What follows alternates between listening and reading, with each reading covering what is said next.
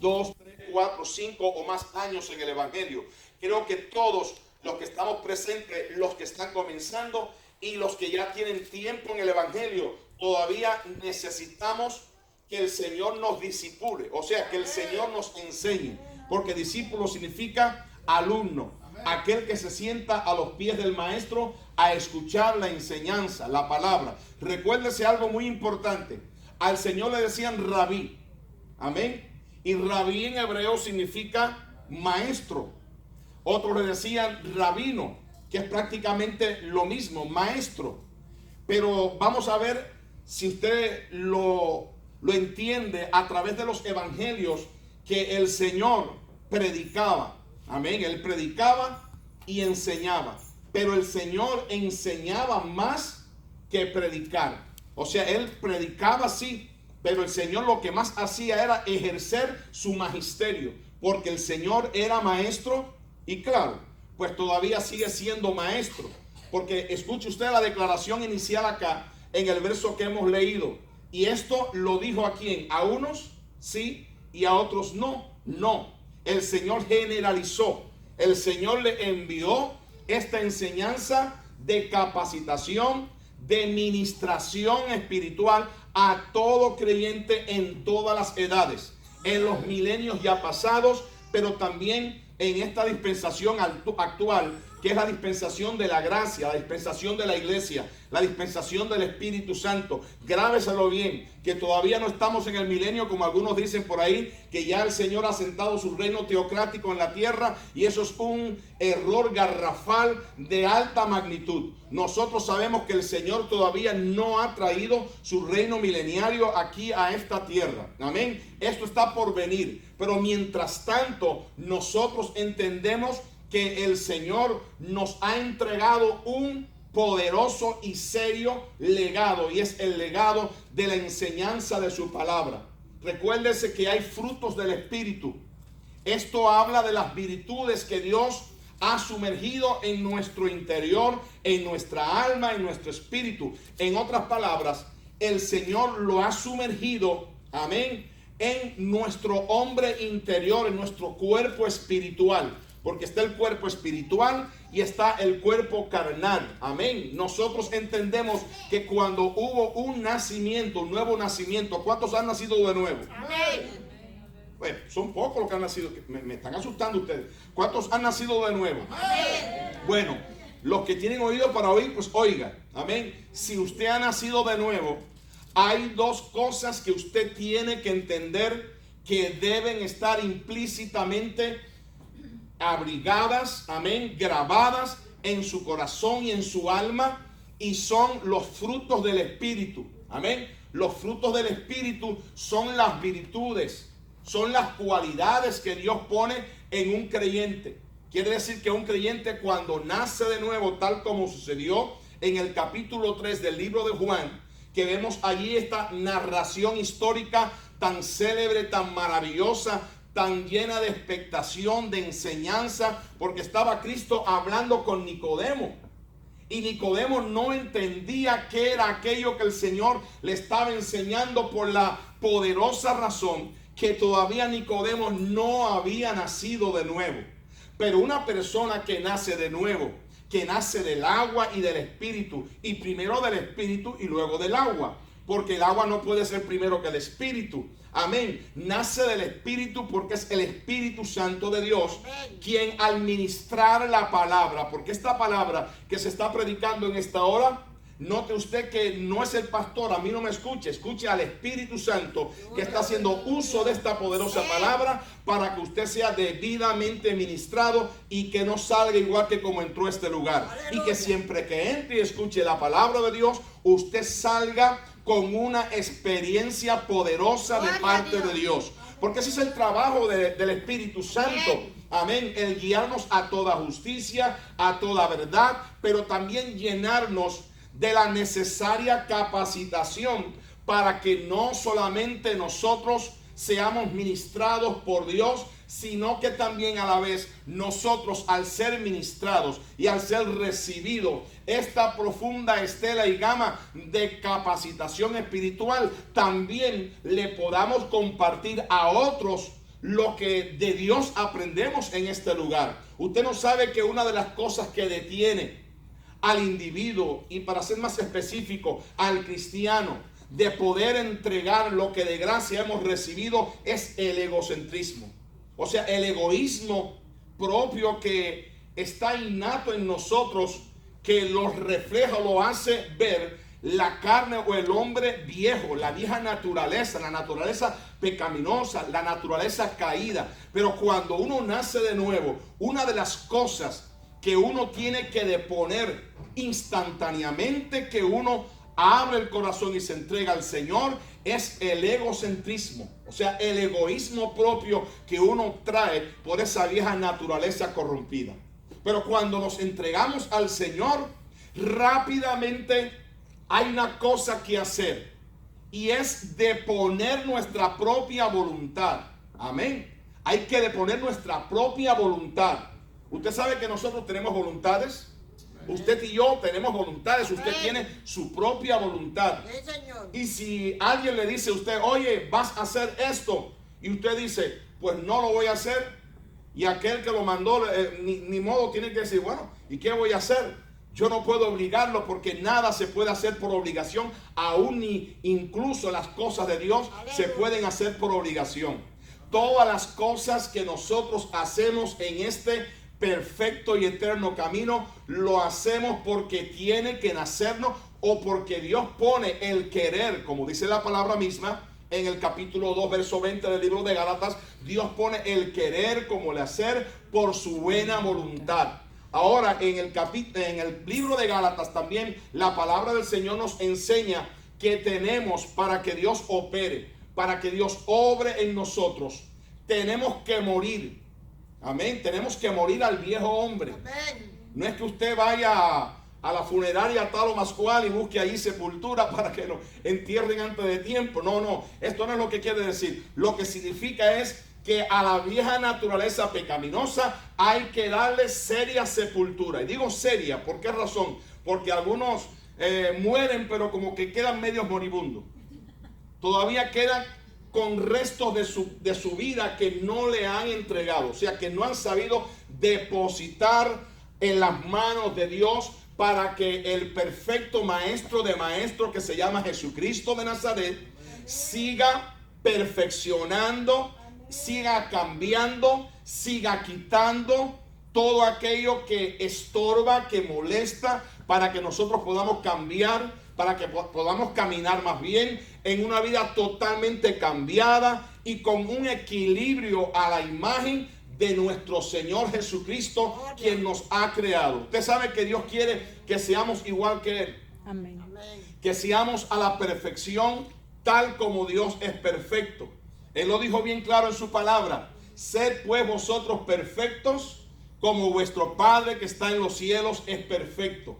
Y usted sabe que esto de perfección es un asunto mayúsculo, porque hay algunos que piensan que no se puede llegar al grado de la perfección. Bueno, al grado de la perfección perfectamente total, como se menciona la palabra perfección, ahí no podremos llegar nosotros mientras estemos ubicados en este cuerpo carnal, en este cuerpo lleno de debilidades, en este estuche humano, donde tenemos tantas faltas y errores como humanos que somos.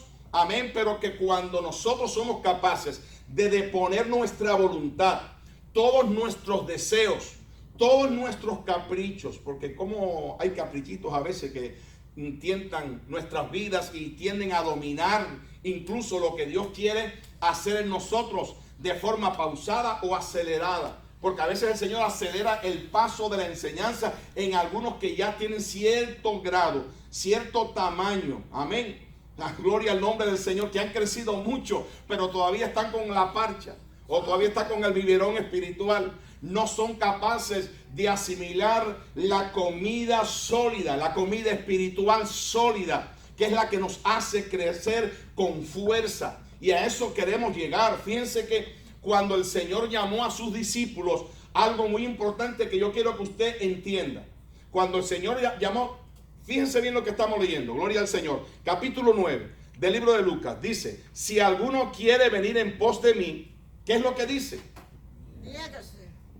niéguese a sí mismo. Amén. Y después, ¿qué dice? Tome su cruz y siga en pos de mí. Noten algo muy importante. Cuando el Señor principió su ministerio popular aquí en la tierra, Él iba llamando a los que Él necesitaba. Y el Señor, note usted que no llamó a las multitudes. El Señor llamó a uno por uno. Llamó a Simón Pedro, a su hermano. Amén, los llamó. Y dice que cuando los llamó, el Señor no les suplicó. El Señor no les rogó que vinieran y lo siguieran. El Señor sencillamente manifestó verbalmente una divina orden. El Señor les dijo: vengan en pos de mí. No les dijo: ay, por favor, vénganse, que yo los necesito, que por aquí, que por aquí. No, no, no. Era Dios quien les estaba hablando. Aleluya. Y cuando Dios habla, hasta las sillas tiemblan. Sí, la tierra tiembla, todo el mundo tiembla. Gloria al nombre del Señor. Gloria al nombre del Señor. Y allí estaba el Señor, hermanos, y pasó por donde estos dos hombres que estaban pescando y también estaban pecando, porque no estaban siguiendo al Señor. Y de esta manera, pues el Señor los llama y le dice: vénganse y os haré pescadores de hombres. Aleluya. A otros dos un poco más adelante, el Señor también los llama, a Santiago, amén, a Juan, hijos de Zebedeo, y dice ellos que estaban cosiendo las redes allí entretenidos. Aleluya. Y el Señor les dijo: vénganse conmigo, síganme. Aleluya. Una orden es diferente a una suplicación o a un ruego. Gloria. El Señor nos da a nosotros órdenes. Amén. ¿Cuántos entienden lo que es una orden? Amén. A mí me gusta mucho los mexicanos, porque los mexicanos siempre dicen mande. ¿Verdad, hermana María? Y hermano Adrián, mande. Y me gusta mucho eso de mande, porque cuando uno dice mande, si es que realmente lo está diciendo de corazón. Porque a veces no se dice de corazón, a veces se dice de boca para afuera. ¿Sí me entiende? De labios para afuera. Pero el corazón todavía no está rendido a ejecutar esa orden de mande. Gloria al nombre del Señor. Tenemos que pedirle a Dios que nos ayude a que nuestro corazón siempre esté, hermano, dispuesto a obedecer cuando el Señor nos mande. Amén. Cuando usted le dicen por ahí mande, o cuando usted le dicen algo, usted dice mande. Pero realmente siempre usted estará en la mejor disposición de obedecer a lo que usted está diciendo. Mande. Yo creo que no siempre. Porque yo he oído personas que me dicen mande y por dentro están diciendo no mande nada. Como el niño en la escuela. Amén. Que le dijo la maestra: Juanito, párate. Y le decía párate, Juanito no se paraba. Amén. Y párate, Juanito. Bueno, se cansaba la maestra de decirle a Juanito párate. Y resulta que se le acerca un poco más a Juanito y con palabras más impetuosas, más fuertes, les regaña entonces. O sea, no le está dando ya una orden, sino un regaño. Y el Señor no quiere que obedezcamos ni hagamos las cosas que debemos de hacer para Él a regañadientes. Yo quiero que usted pueda entender esta gran verdad, que lo que Dios quiere y busca de nosotros es que lo que hagamos, lo hagamos de voluntad propia, agradando al Señor. Lo que hagamos, lo hagamos para Dios, no para los hombres. Amén, gloria al Señor. Y Juanito pues no se paraba, hasta que por fin ya le dieron un regaño pues fuerte y se paró Juanito. Y entonces la maestra estaba sonriente, como el Señor, que está siempre muy sonriente de muchos hermanos. Aleluya. Que los enseña, los discipula, y resulta que todo se queda en el verbo, todo se queda en la teoría. No va o no pasa de la teoría al plano de la práctica. Esto tiene que evolucionar. No solamente se puede quedar en el aprendizaje. Usted no se puede quedar todo el tiempo sentado en una butaca o en una silla de aprendizaje. No seamos como Juanito. Juanito estaba de pie y le dijo a la maestra: ay, qué bueno que por fin te paraste, Juanito. Sí, yo por fuera estoy parado, pero por dentro estoy sentado. Y así hay muchos discípulos también, que por fuera están parados, pero por dentro están sentados. Y yo creo que lo que Dios busca es obediencia. Hay un factor determinante en el llamado de Dios, y es la obediencia. Muy importante, hermano. Pero tenemos que estar juntamente crucificado con Cristo. Porque hay quienes quieren ser cristianos, pero no toman la cruz. Amén. Hay que tomar la cruz consigo.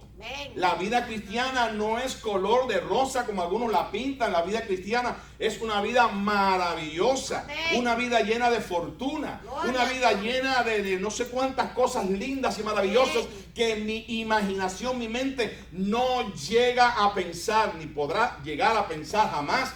Como dijo el apóstol Pablo, cosas que ojo no vio, ni oído yo, ni ha llegado al corazón del hombre, son las que Dios ha preparado para aquellos que le aman. Hermano, la vida más preciosa que hay, sin duda alguna, es la vida que usted y yo hemos emprendido en el Señor. Y esta vida no es una vida pasajera, una vida efímera, una vida a corto o largo plazo que tenga ya un final y que todo se va a terminar. No, la vida que hemos emprendido, que Dios nos ha regalado por su divina gracia, es una vida que es eterna. Amén. No se termina jamás. Nada más usted y yo de pensar que la vida que tenemos nosotros por delante es una vida eterna, entonces bien vale la pena pelear la buena batalla de la fe y echar mano de la vida eterna. Hay que pelear la buena batalla, porque en esta vida cristiana, para crecer, tenemos que enfrentarnos con tropezones. A veces estamos caminando y de repente viene el enemigo y nos pone un traspié para hacernos caer.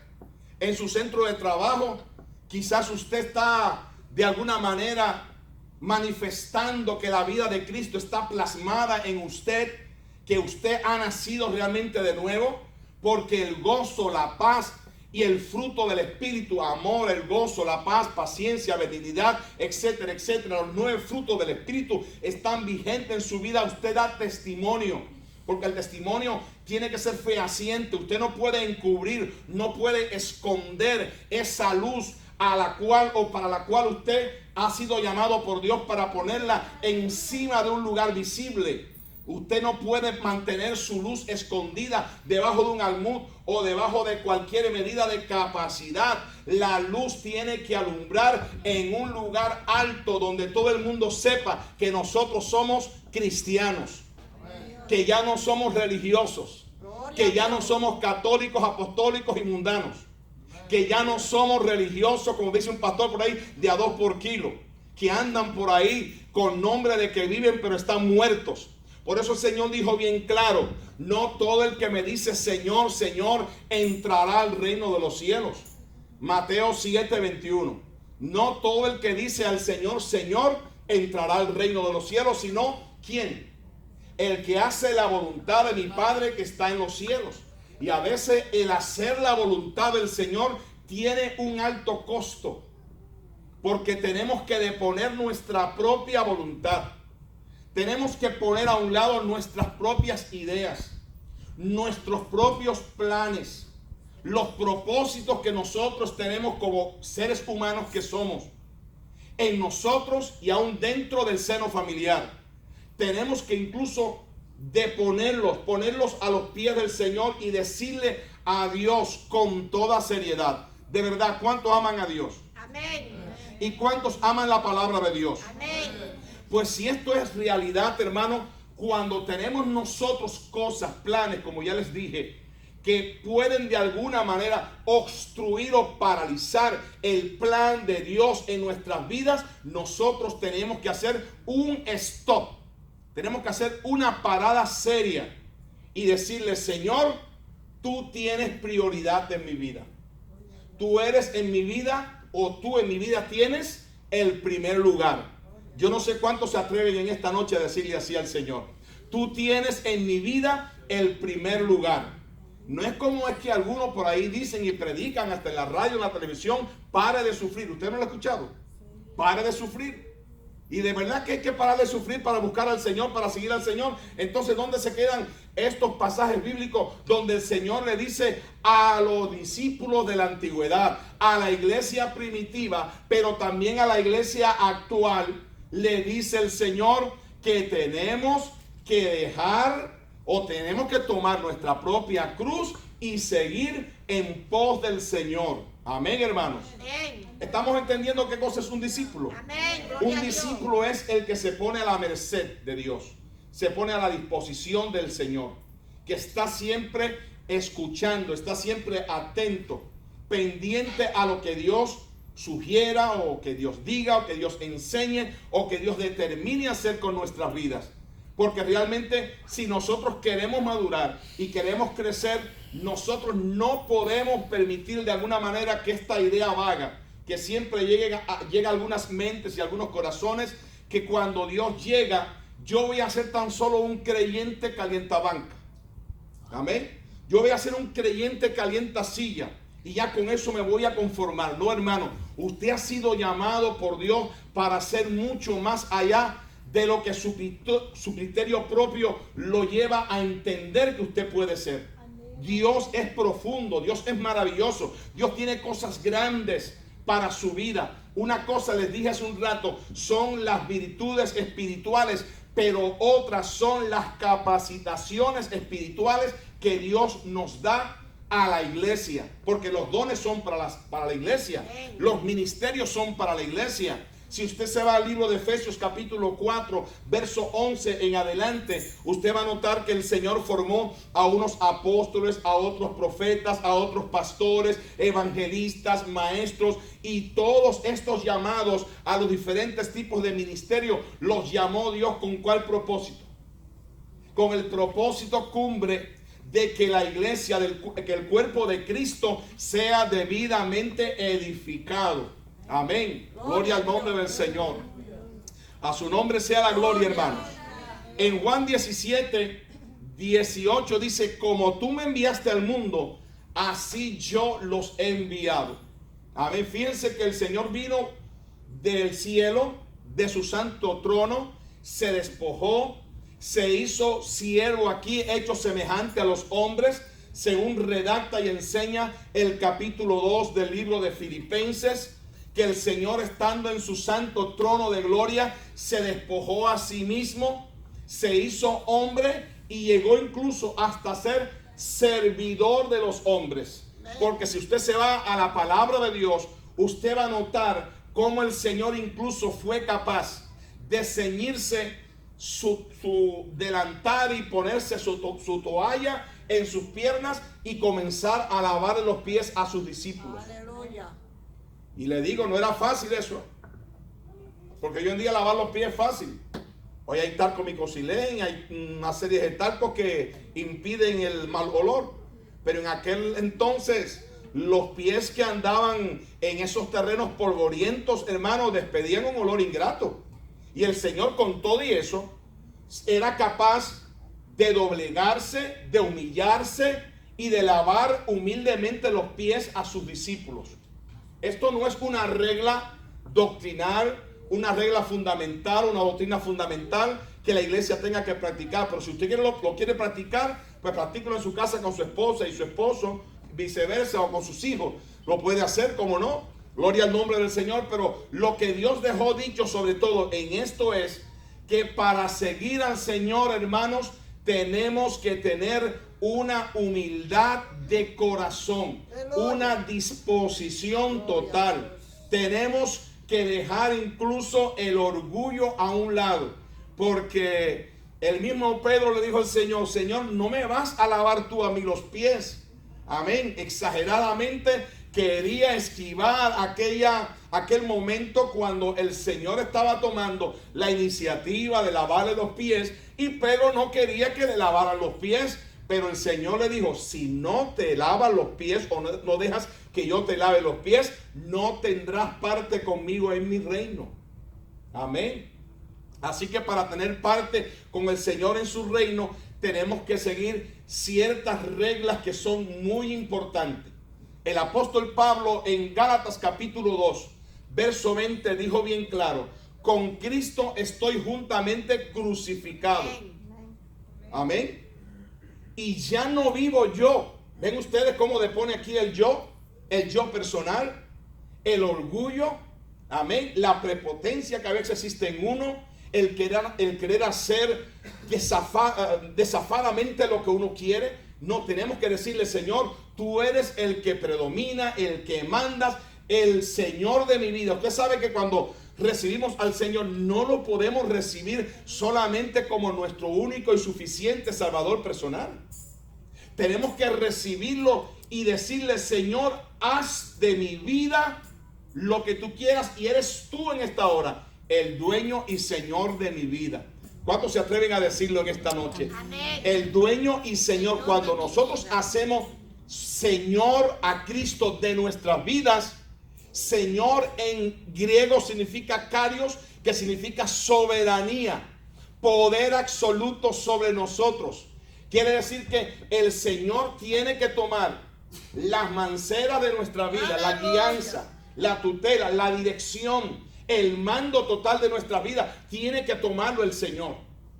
Y tenemos que, como les dije hace un rato, decirle: Señor, ayúdame. No es fácil, pero en tu nombre y con tu poder y bajo tu autoridad, yo creo que todo es posible. Porque dice Filipenses 4:13 que todo lo podemos en Cristo que nos fortalece. Amén. Y Dios es el que pone en nosotros el querer como el hacer por su buena y divina voluntad.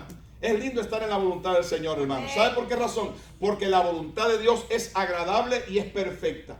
Ahora bien, les voy a hacer una pregunta, porque yo sé que ustedes están escuchando atentamente. Les voy a hacer una pregunta muy importante. ¿Usted cree que Dios llamó a la iglesia para que solamente fuera iglesia, o que para que solamente adornara un templo como este? ¿Verdad que no? Entonces, ¿para qué otra cosa el Señor estaba llamando a cada uno de los discípulos? ¿Usted sabe para qué los llamó? Porque fíjense bien que el Señor no quiere que nosotros seamos inútiles. El Señor no quiere que nosotros estemos ahí, como dicen allá, creo que en México también, que estemos quedos ahí, quedaditos, ¿no? Queditos. O creo que es en El Salvador, queditos. Bueno, ya usted entiende la palabra que le quiero decir.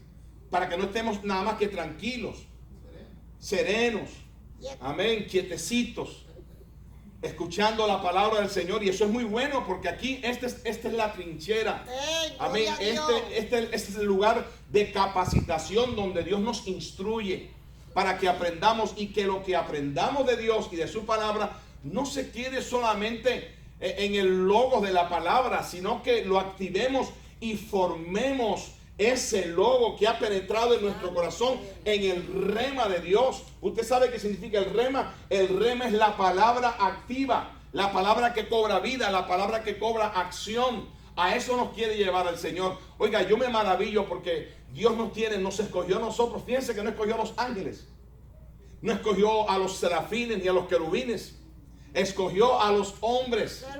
¿Y quiénes éramos nosotros, o quiénes somos nosotros? Para que el Señor pusiera su pensamiento, su mirada en nosotros, amén, y quisiera hacer lo que hasta ahora ha hecho y ha sido capaz de hacer con todos nosotros. Si los ángeles en potencia son muchísimo más capaces que nosotros como seres humanos, con esa naturaleza caída sobre todo, que arrastramos aun cuando nacimos de nuevo. Hermano, el Señor vino a esta tierra y Él pudo hacerlo todo Él por sí solo. ¿Usted no sabía eso? Que el Señor de una vez y por todas desarretaba, destruía al enemigo opresor de las almas, enemigo número uno de las almas de los hombres. El diablo, él lo pudo haber derrotado allí en la tentación que tuvo. Al final de la tentación, el Señor pudo haberlo fulminado de una vez y para siempre, y que no quedara ningún trabajo para nosotros que hacer, y ya todo el mundo fuera salvo. Pero fíjense que no. Él estiró, amén, estiró el tiempo y el espacio, estiró los pactos, los siglos y los milenios, las dispensaciones han transcurrido hasta la fecha de hoy, y todavía hasta la fecha actual Dios el Redentor sigue trabajando con cada uno de los que a Él le place llamarlos para la salvación, pero no solamente para que sean salvos, sino que también puedan compartir. Amén, podamos compartir, podamos nosotros también discipular. Discipular es enseñar, que podamos enseñar a otros, dar de gracia, como dijo el mismo Señor. Dad de gracia lo que por gracia habéis recibido. ¿Cuánto han recibido maravillosa, profunda Amén. Y extensa gracia de Dios. ¿Cuántos han recibido esa gracia del Señor? Pues yo creo, hermano, yo creo que sí. Amén. Que si el Señor nos ha llenado de esa gracia multiforme y maravillosa, de la cual estamos agradecidos, porque ¿quién no está agradecido de lo grande que ha sido Dios con nosotros? Entonces, yo creo que si nosotros, si cada uno de nosotros nos disponemos a ser un discípulo en un año, escuche bien, en un año, usted se escoge una persona, desde hoy ya usted piense a quién va a escoger. Amén, pero vamos a hacerlo así porque este es el plan divino. Amén. Este es el plan bíblico, y cristocéntrico. El Señor discipuló, llamó a uno, a dos, a 12. Amén. Pero fíjense que después los 12 comenzaron a discipular y se multiplicó y ya no eran 12, ahora eran 82. Gloria a Dios. Porque se sumaron 70 a la fila de los 12. Y aunque había uno diablo ahí, pero bueno, ese ya tomó el Señor acción después al final.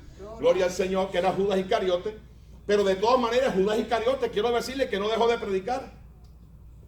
Y usted dirá, pero ¿y cómo se salvaban las almas, pastor, con ese hombre que tiene un corazón tan malo y que amaba al Dios Mamón, al Dios dinero, al Dios de la riqueza, que tenía la bolsa en la mano, la bolsa del ministerio público del Señor, la tenía Judas Iscariote? Dice que a cada rato metía la mano en la bolsa. Y así Judas Iscariote predicaba, enseñaba y la gente se convertía.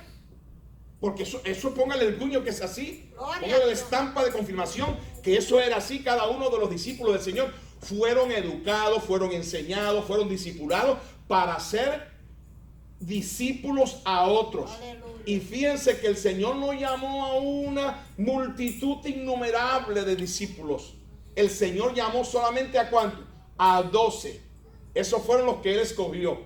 Ahora de esos 12 en adelante fueron saliendo a diferentes lugares, comenzando desde que Cristo estaba y después cuando comienza la iglesia primitiva en el Pentecostés, amén, que cae aquel fuego del Espíritu Santo y que inunda el alma, el corazón de aquella gente, y con aquel fuego tan tremendo espiritual que había caído sobre ellos y la capacitación que el Espíritu Santo a través de este bautismo les estaba dando, dice que los comenzaron a perseguir. Pero esta persecución de los discípulos redundó ¿para qué? Redundó para el crecimiento de la iglesia, porque cada vez que perseguían a un discípulo del Señor, esa antorcha prendía, caía en un lugar donde había sequedad espiritual y se prendía la llama allá. Y por acá mandaban un discípulo, se prendía la llama allá. Y se prendían las llamas, eran mechones ardiendo por donde quiera. Y estos discípulos del Señor que ya estaban adiestrados, que estaban capacitados para enseñar a otros, empezaban a enseñar a otros, y así consecutivamente uno enseñaba a otro, y ese otro, después que llegaba a cierto grado de capacitación, enseñaba a otro, y así hasta la fecha de hoy. Por eso es que hay tantos miles y millones de cristianos en toda la historia neotestamentaria. ¿Cuánto dan gloria a Dios para siempre? A su nombre sea la gloria para siempre. Amén. Pero nosotros no podemos detenernos, porque nosotros no somos la excepción. ¿Cuántos tienen vecinos a la derecha? Amén. Y vecinos a la izquierda. Amén. ¿Cuántos tienen vecinos arriba? Amén. Y vecinos abajo. Ay, no. Hay algunos que tienen arriba, otros tienen abajo, otros tienen a la derecha, a la izquierda. Amén. Y hay que comenzar por los más cercanos. Hay que comenzar, quizás algunos no tienen vecinos. Por ejemplo, el hermano Abisai no tiene, la hermana Hilda no tienen vecinos americanos. Digo, hispanos, son americanos. Pero también hay que predicarle la palabra. Hay que llevarse, aunque sea, si no sabemos el idioma, aunque sea un tratadito, una literatura que sea en inglés, ¿no? Que ellos la puedan leer. Gloria al nombre del Señor, porque no podemos hacer la sección de personas. Pero en su centro de trabajo, allí en su centro de trabajo, usted tendrá alguna persona que hable español, ¿verdad? Y si no, pues, si usted tiene la duda, pues pregúntele, ¿you speak Spanish? O si no, pregúntele en español para que no se vaya a turbar y piense que usted no sabe español. Usted habla español. Ahí vaya cogiendo confianza. Porque a veces usted sabe que hay que buscar con sabiduría, con mucha cautela, buscar el momento preciso, adecuado para suministrarle la palabra amén, para enseñarle la palabra a esa persona. Bendito sea el nombre del Señor. Pero Dios nos da tiempo y ocasión para cada cosa. El Señor dice bien claro: tira tu pan sobre las aguas, o sea, el pan de la palabra, tíralo sobre las aguas. Hay que tirar las semillas sobre el terreno o sobre los terrenos que hay, porque no somos adivinos para conocer en qué exacto terreno está cayendo la simiente de amor y del evangelio que estamos predicando. Recuérdese que hay 4 tipos de diferentes terrenos, pero cuando estamos predicando la palabra, Dios permitirá que alguna de esas semillas que estamos predicando caiga exactamente en el terreno que va a surtir efecto la palabra. Amén. El terreno fértil, el terreno que dará lugar a que surja, a que germine, perdón, la semilla y después crezca y dé fruto. Y el fruto que el Señor permite que dé esa planta es a 30, a 60 y a 100 por uno. Amén. Entonces, a los que son de 30, yo sé que es de 30, pues puede pedirle al Señor que le ayude a subir el escalafón. Porque hay muchos cristianos que están en la iglesia y se contentan con ser de 30. No, yo con 30 ya me conformo. Yo con que me salve, con que yo tenga el sello del Espíritu Santo, ya eso para mí es suficiente. Amén. Pero yo creo que el cristiano, si de algo debe ser ambicioso, es de las cosas del Señor. Amén. Es de las cosas celestiales, gloria, de las cosas espirituales. ¿O usted no le causa tristeza? Es una pregunta que le quiero hacer a todo el pueblo en esta noche. ¿No le causa a usted tristeza? ¿No le causa a usted pesar, inquietud profunda? ¿Podrá usted, hermano querido, dormir tranquilo cuando usted vio a una persona o sintió en su espíritu que una persona a su lado, a su par, cerca de usted, estaba necesitada de escuchar una palabra de revelación, una palabra de restauración, una palabra de amor que la puede traer usted o Cristo a través de su vida? Aleluya. Porque somos instrumentos en las manos de Dios. Y usted ve una persona que está necesitada y la deja escabullirse, la deja irse y se pierde, y de repente usted escucha la noticia: oye, ¿sabe qué pasó? Fulano de tal se murió. A mí me causa pesar eso. Por eso es que yo le digo: Señor, ayúdame, inquiétame, no me dejes quieto en la casa. Mire, por ejemplo, la gloria sea para el Señor. Para ayer salí y me fui a hacer 2 visitas. Y en una estuve reprendiendo las tinieblas, y de repente, antes de que yo comenzara a orar, la persona me dice, una mujer: pastor, yo quiero reconciliarme con el Señor. Gloria a Dios.